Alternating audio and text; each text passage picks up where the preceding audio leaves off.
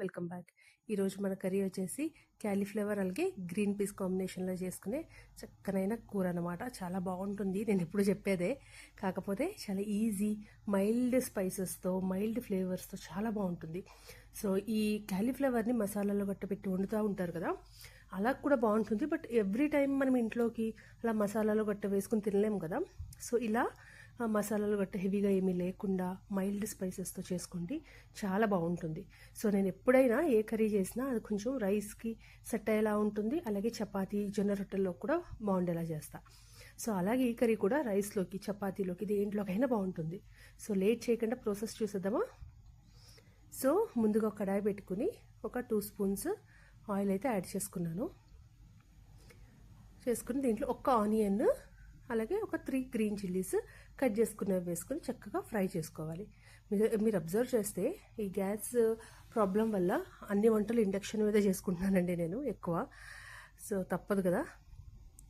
So ఈ onions అన్ని చక్కగా ఫ్రై అయ్యాక క్యాలీఫ్లవర్ని ఇలా చిన్నగా కట్ చేసుకుని హాట్ వాటర్లో ఒక 2 మినిట్స్ ఉప్పు పసుపు వేసి ఇలాగ ఉడకబెట్టాను అనమాట.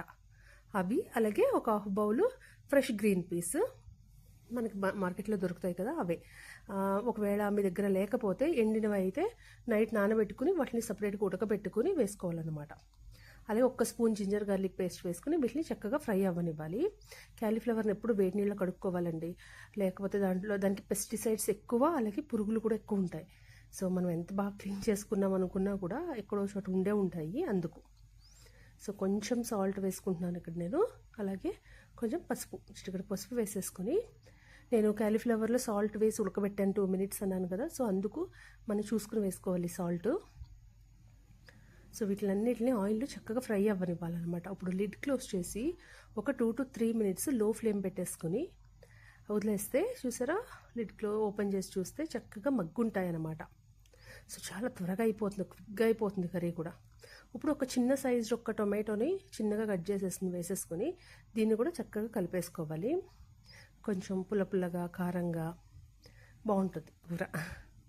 సో ఇప్పుడు దీంట్లో మనకి రుచికి సరిపడా కారం, 1.5 స్పూన్ కారం వేసుకున్నాను.